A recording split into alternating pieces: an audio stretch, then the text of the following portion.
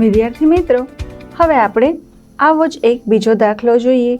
અહીં આપણને કહેવામાં આવેલ છે કે રીના 3 મહિનાનું ભાડું ₹7500 ચૂકવે છે. જો દર મહિને ભાડું સરખું જ હોય તો આખા વર્ષ દરમિયાન ભાડું કેટલું ચૂકવે?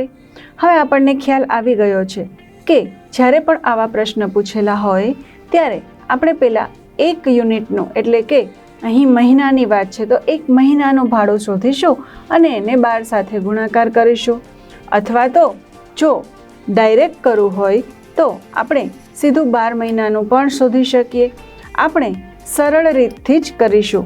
તો સૌથી પહેલાં હું લખીશ કે 3 મહિનાનું ભાડું 3 મહિનાનું ભાડું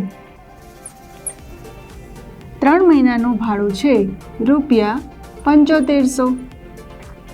હવે ચોકડી ગુણાકાર માટે તમે પહેલાં 1 મહિનાનું શોધી અને પછી 12 સાથે ગુણાકાર કરી શકો અને સીધું 12 મહિનાનું મૂકો તો પણ એ જ રીતથી જવાબ આવશે.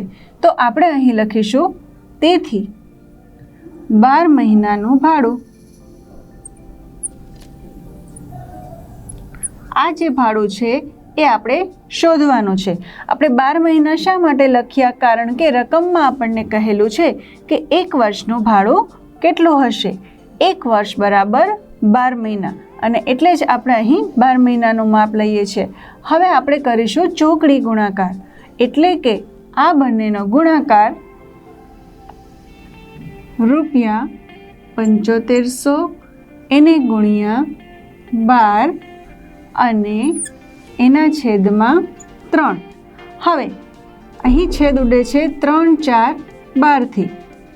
તો આપણે અહીં શું કરીશું? 7500 ગુણ્યા 4 કરીશું અથવા તો 75 ગુણ્યા 4 કરી અને 2 શૂન્ય લગાડી દઈશું. 75 ગુણ્યા 4 બરાબર થશે 300 અને જે 2 શૂન્ય વધારાના છે એ લગાડતા આપણી રકમ બનશે 30,000. તો આપણે લખીશું તેથી 12 મહિનાનું અથવા તો આપણે 1 વર્ષનું પણ લખી શકીએ. 1 વર્ષનું ભાડું બરાબર ₹30,000. હવે જો તમે અહીં 1 મહિનો લખ્યો હોય તો તમને જે પણ ગણતરી કરો છો એમાં પહેલાં તમને 1 મહિનાનું ભાડું ખ્યાલ આવત જે 7500 ભાગ્યા 3 એટલે કે 2500 આવત. 1 મહિનાનું ભાડું શોધવાનું આવે તો 2500 થાત.